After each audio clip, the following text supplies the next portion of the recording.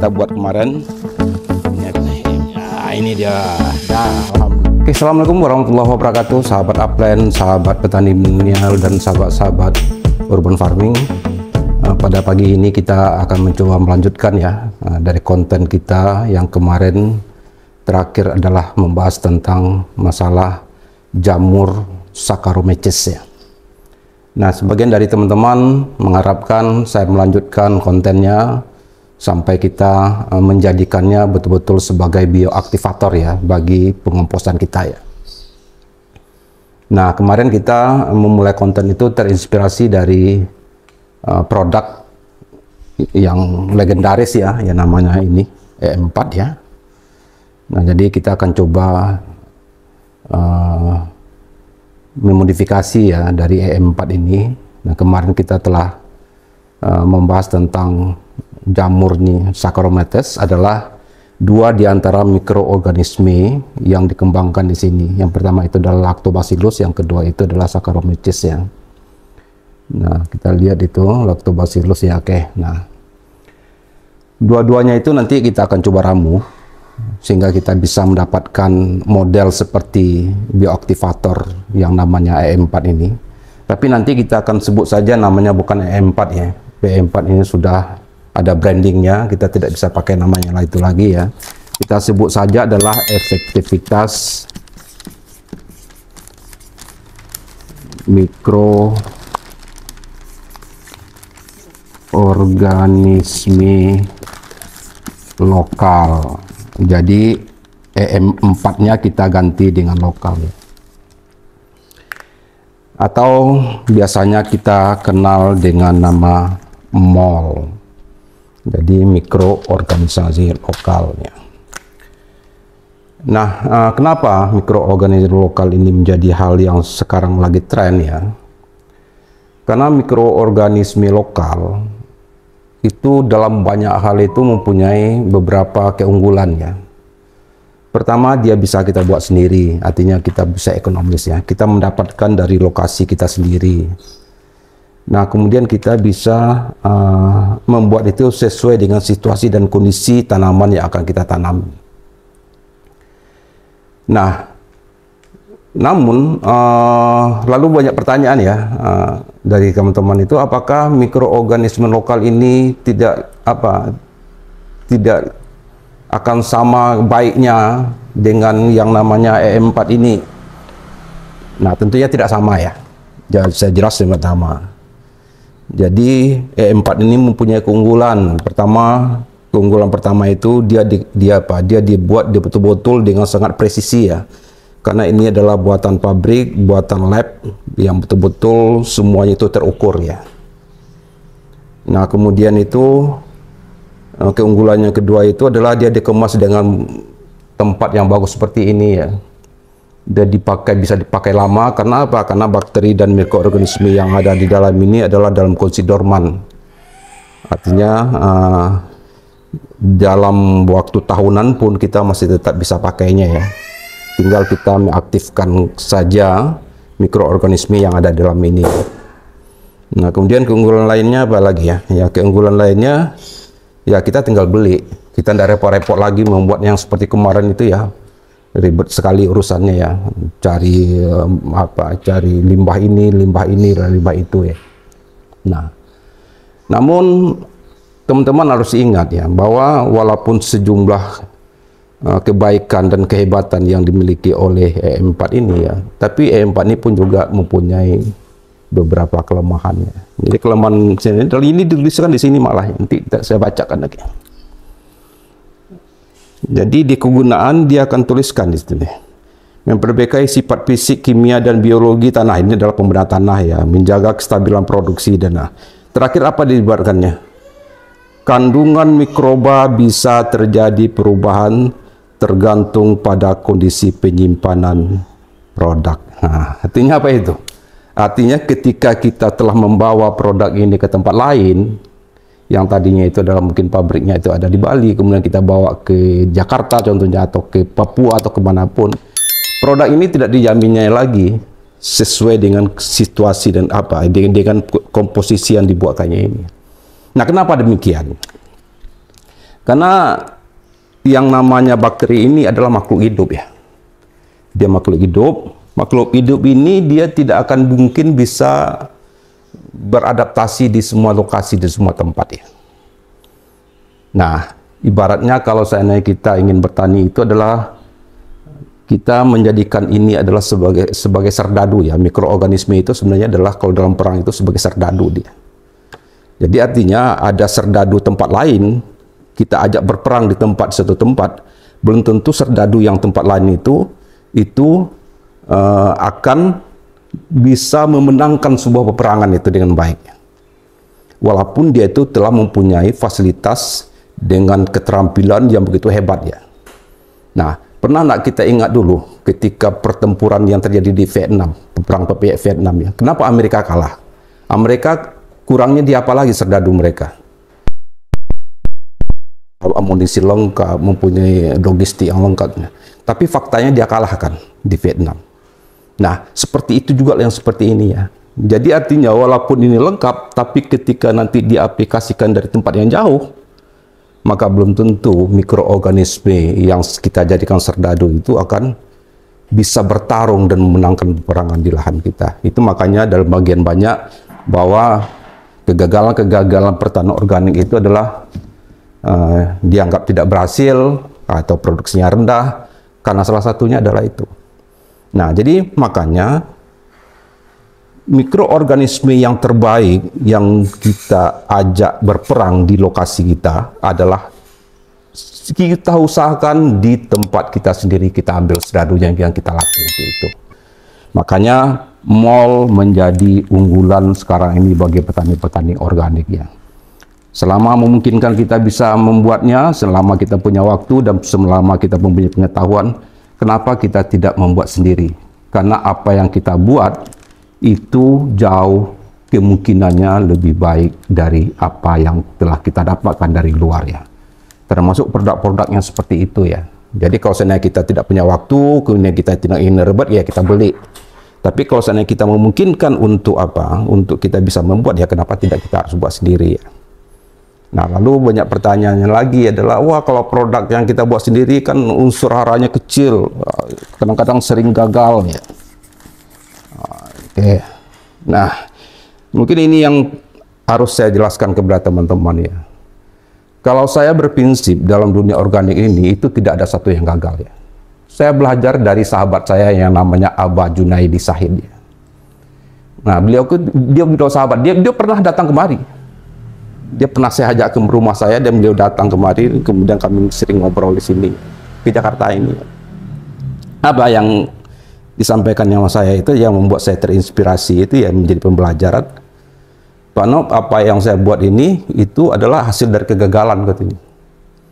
Saya dari 2016 membuat PGPR, lalu saya gagal karena saya tidak kasih aerator. Lalu timbullah jamur ini, lalu jamur itu saya buang. Tapi tiba-tiba akhirnya saya aplikasikan ke tanaman tembakau saya.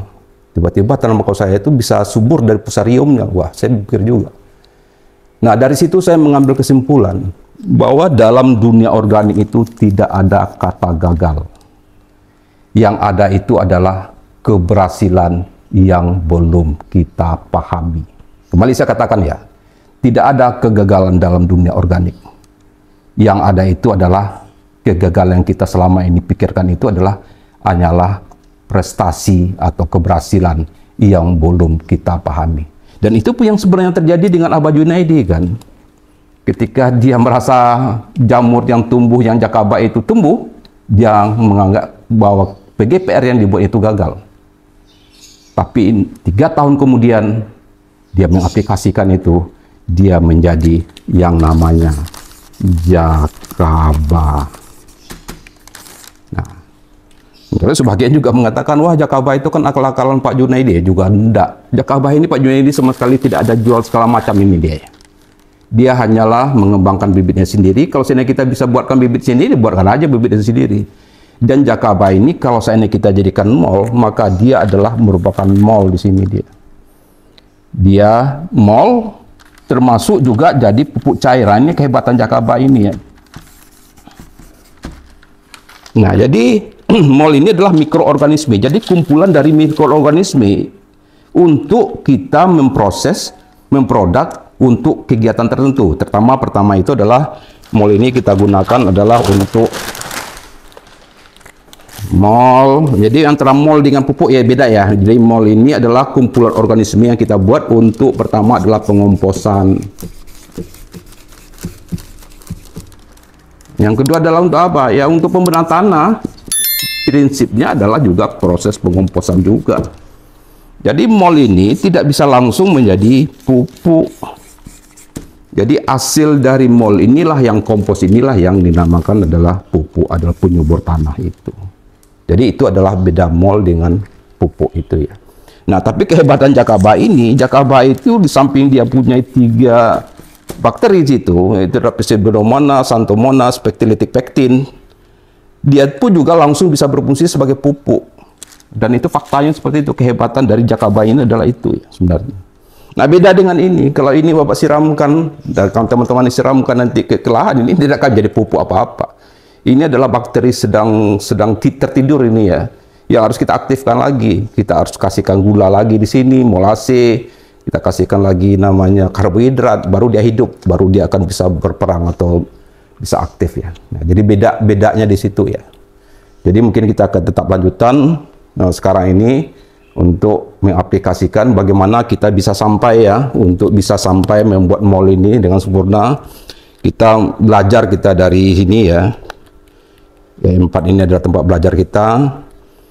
Dari pertama itu katanya adalah Lactobacillus bakterinya, organisme pertamanya. Ini kita sudah punya Saccharomyces, nanti kita akan lihat, mudah-mudahan apa yang kemarin kita buat itu jadi ya, jamur itu. Nah, kemudian ada bakteri fungsional yang di sini ada fosfat, kemudian di sini kata-katanya adalah perombak bahan organik. Nah, diantaranya adalah selulotik, lignolitik. Ini sebenarnya adalah cerita-cerita enzim. Jadi kemarin kan kita sudah pernah bicara tentang mengembangkan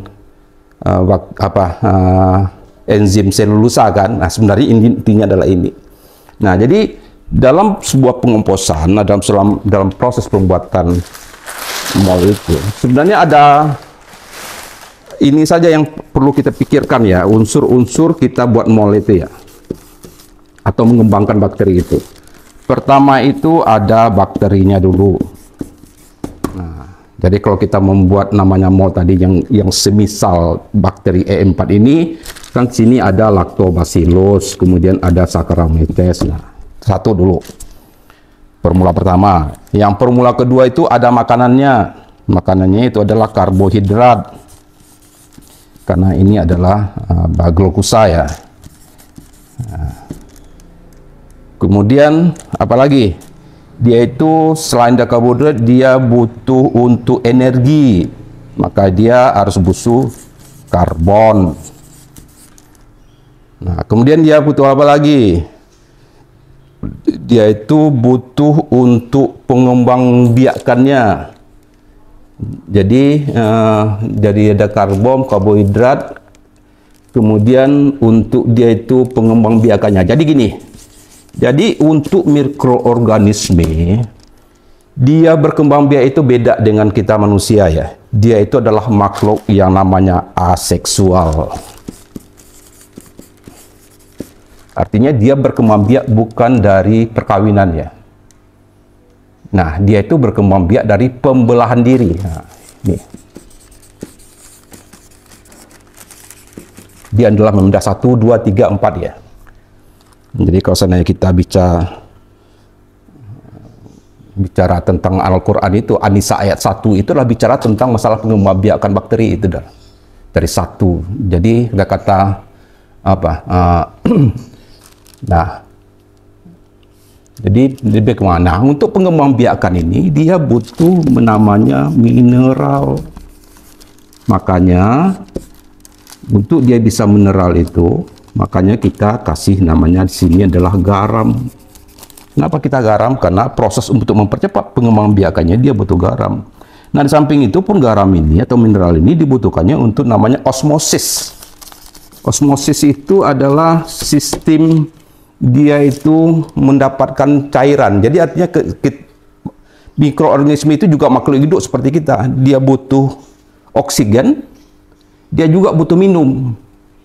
Nah, makanya yang bakteri maupun jamur itu dia pun juga butuh minum ya. Nah, proses minum itu namanya osmosis ini. Osmosis ini akan terjadi kalau dia itu adalah punya mineral di sini. Makanya kita pakai garam dalam proses untuk mengembangbiakannya. Ya, satu lagi apa lagi yang tadi saya katakan tadi, samping dia pengembangbiakannya, ada dia karbon untuk energi di sini ya, karbon energi. Nah, satu lagi untuk apa? Dia pun juga butuh bernapas. Makanya kita butuh aerasi atau memberikannya pernapasan atau udara. Nah, jadi intinya formula dari sebuah pengembangan mol itu hanya ini saja sebenarnya. Nah, berdasarkan inilah nanti kita akan coba kembangkan itu. Nah, kemudian apa lagi? Oh ya, dia satu lagi. Dia itu adalah butuh namanya vitamin. Nah, seperti kita ya, walaupun kita makan sate Padang, tapi yang namanya protein dan karbohidrat, tapi kan kita juga butuh buah, butuh sayuran. Maka kita butuh vitamin juga, karena itu kita tidak sehat. Nah, maka vitamin inilah yang namanya, yang kemarin itu saya katakan adalah enzim. Makanya kemarin kita membuat banyak-banyak enzim itu adalah untuk itu, untuk vitamin bagi mikroorganisme yang akan kita kembangkan. Oke, mungkin kita lanjut saja, kita coba lihat Saccharomyces kita, mudah-mudahan sudah jadi. Kalau Saccharomyces itu sudah jadi, kita lanjutkan kembangkan untuk menjadikan mol. Mudah-mudahan dia bisa setara, bisa jadi akan lebih baik daripada EM4 ini. Oke, kita langsung prakteknya.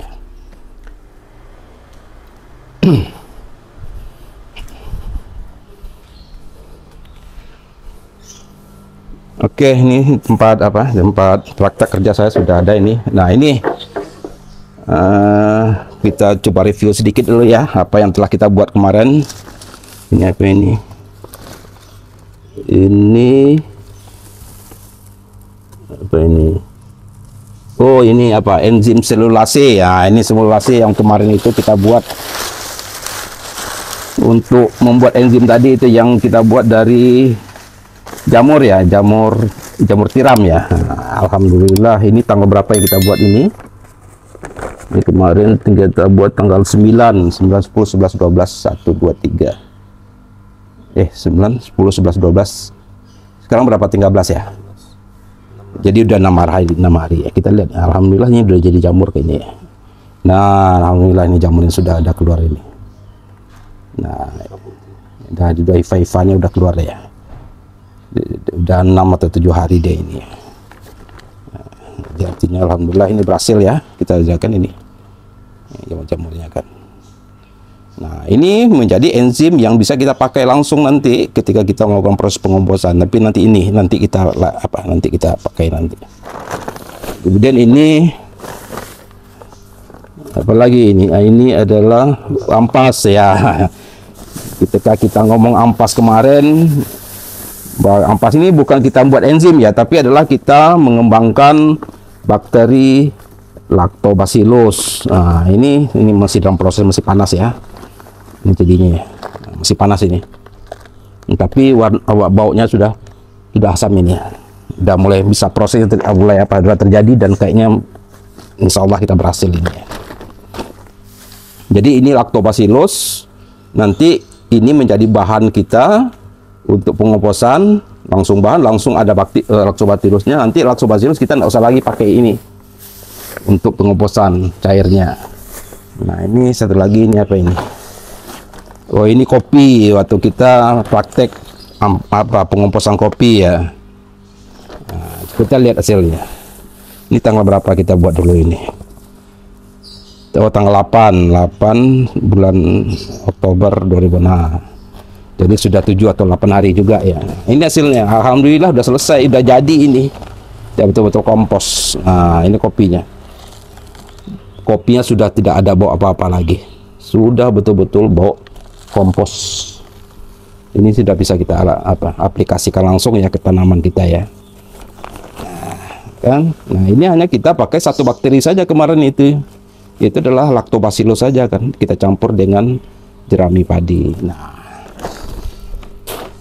kemarin kita lanjutkan ya untuk mengembangbiakkan bakteri kita. Mudah-mudahan kita bisa mendapatkan nol. Jadi ini sudah siapkan ini. Pertama itu adalah ada bakteri. Jadi bakteri yang kita kembangkan itu adalah Lactobacillus dan Saccharomyces. Nah, Saccharomyces kita lihat dulu lagi ini. Dan mudah-mudahan jadi ini ya. Kalau tidak jadi, maka kita tidak bisa lanjutkan. Kita lihat jadi atau tidak ini. Saccharomyces ini kita mengembangkan jamurnya ya. Bismillah, mudah-mudahan jadi ya. Ini tanggal berapa kita? Tanggal 10 ya, 10, 11, 12, 13, 14, 14 ya? 16 ya, 5 hari kayaknya udah. Bismillahirrahmanirrahim. Nah, ini dia. Dah, alhamdulillah jadi. Kan? Nah, inilah Saccharomyces-nya itu. Nah, nanti kita akan campur. Jadi perbandingannya ini adalah 4:1 sebenarnya ini. Jadi kesana ini ada 5 liter tadi saya lihat, 5 atau 6 liter. Jadi ini, tapi yang Saccharomyces ini tidak perlu kita banyak ngambil ya. Dia cukup hanya 30 mili itu per 1 liter air. Jadi kalau 30 mili atau 20 gram, 20 gram itu kali 6 berapa itu? Ya, berapa? 150 ya? 120. Hah? 120. Nah, jadi hanya kita butuhnya 120 saja. Kita cari apa dulu ya. Cut dulu kan ini. Ya, kita berarti sekitar 150 gram kayaknya ya. Jadi ya untuk apa ya, untuk Saccharomyces ini kita tidak butuh banyak sebenarnya, karena dia udah jamur unggulan ya.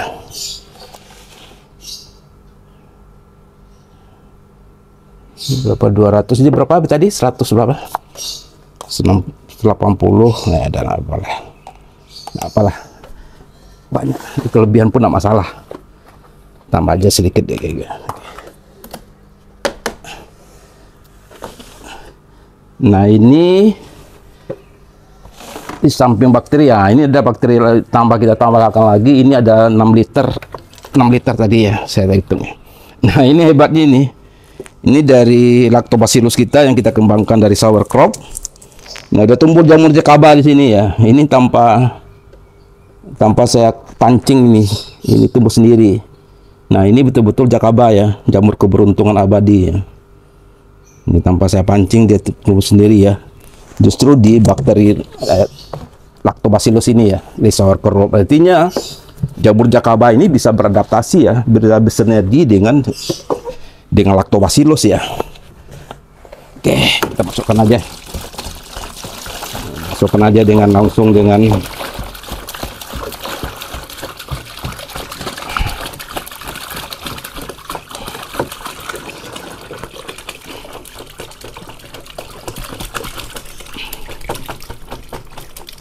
jakaba masuk.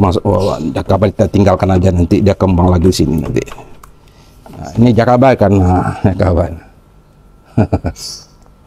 Ya, oke. Ini udah masuk tadi, Saccharomyces sudah, jamur, kemudian bakterinya Lactobacillus sudah. Nah, lagi adalah makanannya, bekatul. Bekatul karena nanti kita akan masukkan dalam kita arasi nih, dalam sini nanti isinya di sini ada 26 liter. Lebih kurang kita butuh 2 kilo dari bekatulnya. Oke, ini kita timbang. Ya, pas. Ini kemarin saya beli 5 kilo ya. Jadi 5 kilo kita kurangi 2 kilo. Kita masukkan ke dalam itu 2 kilo. Jadi kurangnya adalah 2% dari berat komposisi yang akan kita buat ya.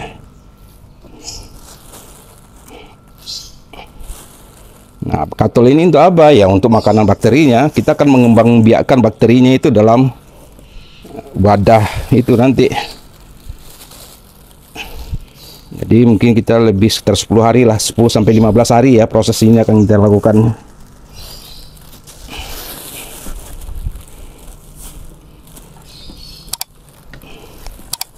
Jadi sebenarnya untuk mengembangkan bakteri ini tidak susah ya, asal kita mengerti saja ilmunya. Oke. Sedikit lagi ya.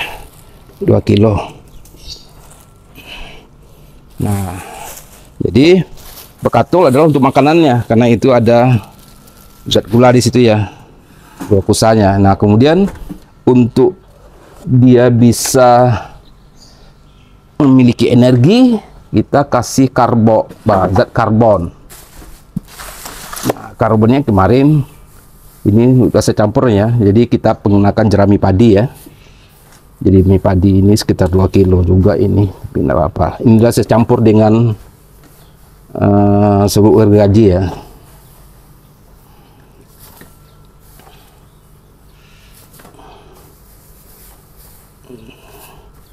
Enggak, karbon ini enggak begitu banyak, tidak masalah ini yang penting. Nah, udah lengkap.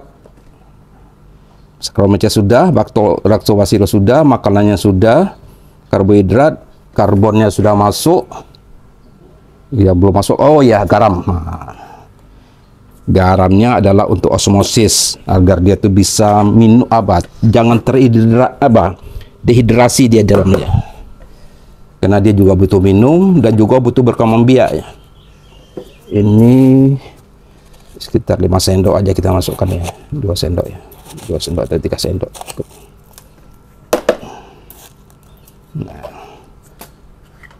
masuk juga untuk berkembang biak ya. Jadi bakteri atau jamur itu proses mengembangbiakkan untuk membelah dirinya itu adalah dengan butuh dia namanya mineral ini ya. Kemudian kita aduk. Apalagi ya kita kurang vitamin. Nah, vitaminnya kita tinggal masukkan enzim-enzim yang pernah kita buat. Kita takar saja ya enzim-enzimnya ya. Nah, kemarin saya sudah mau janji untuk membuatkan konten enzim ya, tapi nah termasuk juga ini yang selulase ini, selulase pun tidak bisa kita masukkan ini. Ini kan kemarin kan kita ngomong tentang jamur selulase ya, ini nah, kita masukkan saja. Dia kan ada enzimnya, nah masukkan aja sini. Nah, ini apa enzim lain ini? Ini enzim seledri yang kita juga buat kemarin untuk selulase, kita masukkan. Nggak usah banyak-banyak, sedikit aja. Ini ada apa ini? Ini semangka. Nah, semangka ini ada enzim bromelain dan papain, akan memecah dinding-dinding sel dalam tanaman kita. Ya, banyak-banyaknya. Jadi gunanya enzim ini kita kurangi adalah ini enzim mentimun. Fungsinya akan sama. Ini apa lagi nih? Ini enzim. Ini enzim. Oh, ini jeruk ya, kulit jeruk ya, nggak apa-apa, kita masukkan aja.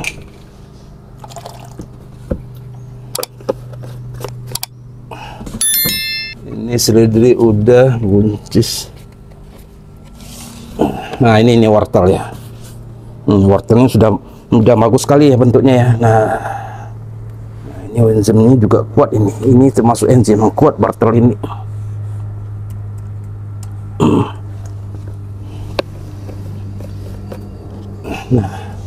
Nah, ini enzim toge kita masukkan juga, nggak apa-apa, untuk pengatur tumbuh.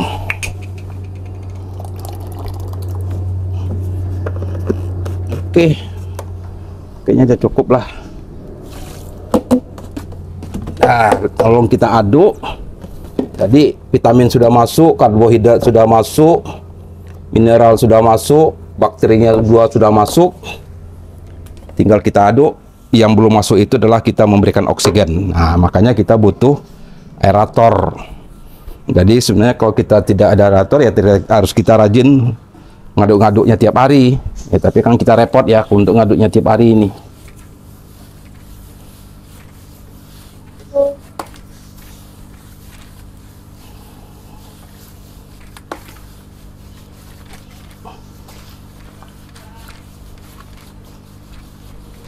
Kita tambah aja untuk memenuhkan jadi 20 liter ya itu ya.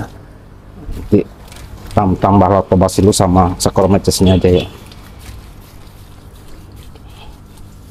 Nah, nanti kita aerasi seperti ini. Nah, ini kan pembuatan tanah yang kemarin kita buat ya.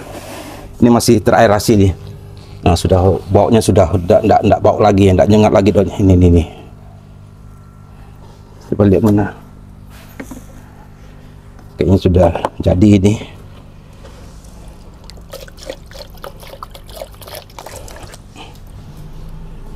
Nah, ini udah ada keluar jamurnya itu. Jamur putih kan. Ini pemenah tanah yang kemarin kita buat dengan berapa? 7 bakteri ya. Dengan 7 bakteri itu ya. Ini kayaknya sudah dari tanggal 5, sekarang sudah tanggal berapa? Udah 10 hari ya. Udah 16 hari. Ya enggak apa-apa, biarkan aja kita situ.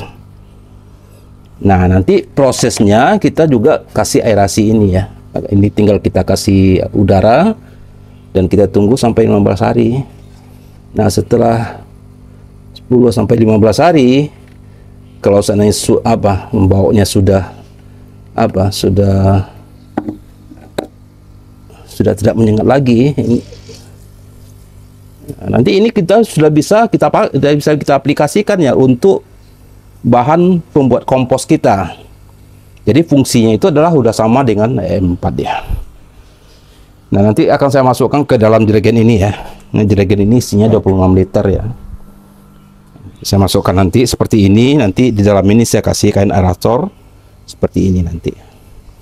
Nanti 15 hari lagi kita coba lihat bagaimana hasilnya dan kemudian kita coba aplikasikannya. Oke, mungkin demikian saja sahabat upland, sahabat petani milenial dan sahabat-sahabat urban farming. Apa yang kita lakukan pada hari ini mudah-mudahan menjadi bermanfaat bagi kita semua. Wabillahi taufiq wal hidayah. Assalamualaikum warahmatullahi wabarakatuh.